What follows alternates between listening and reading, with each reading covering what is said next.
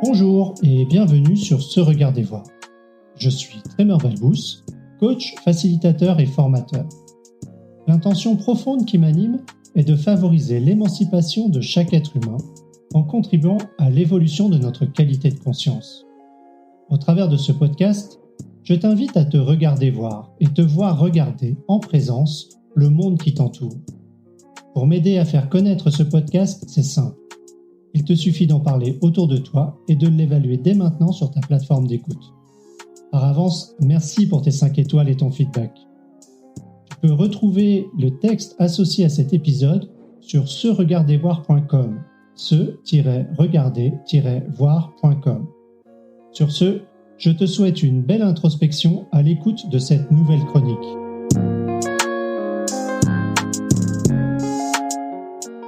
La cohérence, force d'attraction de notre identité.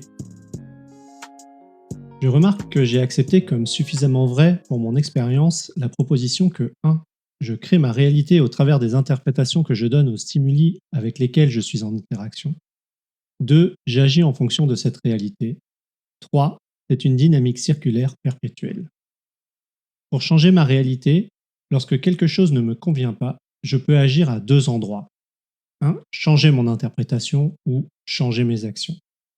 Les deux vont de pair, et se regarder voir, c'est aussi se regarder agir. J'observe ma pensée et mes actions changer. La dynamique pour chacune est entre elles. Au cours des accompagnements avec mes clients, j'ai remarqué que beaucoup de personnes se concentrent surtout sur la volonté de changer leurs actions. Très souvent, elles ne remettent pas en question le schéma d'interprétation établi. N'en ont-elles pas conscience ? Pressentent-elles ce que cela représente ? Conscient ou pas, je redécouvre en ce moment à quel point cela génère une dissonance, d'autant plus forte que la nouvelle action est éloignée des schémas opérationnels habituels. Je note que dans la durée, c'est le plus souvent l'action qui finit par être dénaturée au profit de la préservation du mode d'interprétation existant. C'est par exemple le cas lorsque j'emprunte une technique à un autre contexte sans m'intéresser aux principes et schémas de pensée associés. J'interprète et utilise cette technique sans discernement, en occultant ses sources. Je comprends pourquoi. Changer mon interprétation, c'est accepter de remettre en cause les schémas avec lesquels je suis confortable, mes certitudes. C'est accepter d'affecter un élément encore plus profond et sensible, mon identité.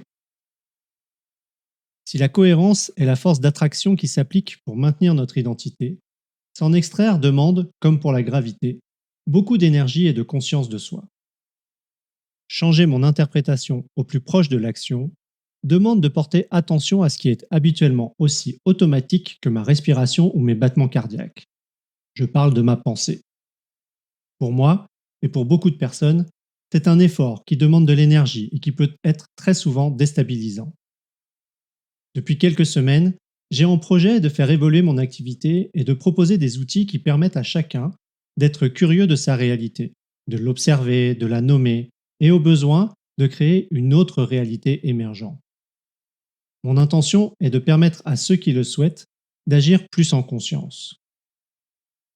Tout ça pour favoriser l'émancipation de chaque être humain en contribuant à l'évolution de notre qualité de conscience.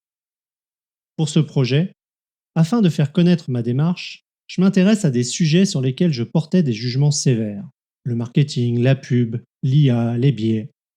Tous ces trucs qui contribuent à abrutir les masses et nous incitent à détruire la planète. Bref, vous voyez le genre de jugement. Je prends conscience que je confonds le sujet lui-même avec l'utilisation qui en est faite. Suis-je sensible au biais de représentativité ? Un peu comme l'on classe tous les motards dans la catégorie chauffard parce qu'une infime minorité est profondément irrespectueuse de la route ? M'interroger sur ce biais ouvre tout un champ des possibles. Je peux voir mes propres jugements, par exemple. Toi qui veux être ouvert, tu rejettes par défaut tout un champ de connaissances, avant même de le connaître, juste au travers d'un aperçu, le plus souvent mauvais. Bravo! Accepter n'est pas toujours simple, et je prends conscience que la réaction de certains de mes clients vient peut-être aussi de ce phénomène. Je vois aussi que ne pas répliquer les utilisations que je trouve abusives ou médiocres implique de ma part un effort et une attention significative. Je ne peux pas bêtement copier les techniques et les outils qui sont proposés. Je dois faire l'effort de remonter à la source. Je dois comprendre les principes, l'intention, le cheminement. Je me vois insister, passer du temps pour trouver des modèles qui m'inspirent et que je trouve pertinents. Dans cette dynamique, je distingue une forme de lutte interne entre le besoin profond de ne pas réinventer la roue, ne pas perdre de temps inutilement, et l'énergie et le temps que me demande la recherche.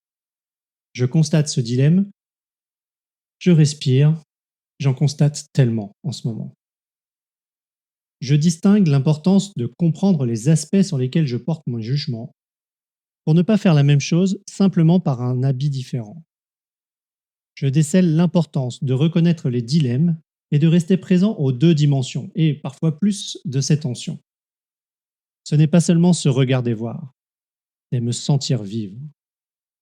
Sans pouvoir pointer exactement la cause, j'ai la sensation que cet apprentissage est difficile car jusqu'à aujourd'hui, j'attribuais systématiquement une signification teintée négativement.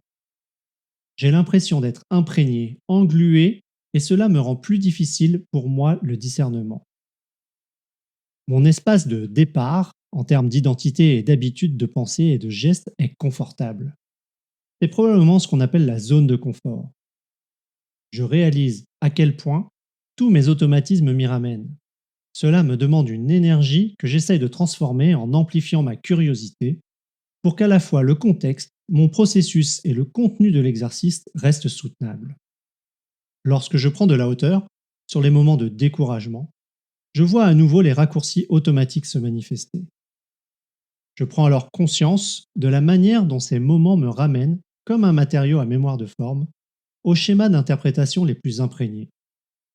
Je peux apercevoir ces moments où quelque chose tente par tous les moyens de préserver une certaine identité et de tout son contexte dynamique. C'est particulièrement vrai pour moi au travers de l'influence des relations les plus proches et dans un autre registre des outils habituels que j'utilise. Dans ces moments, je peux entendre au fond de moi « à quoi bon ?»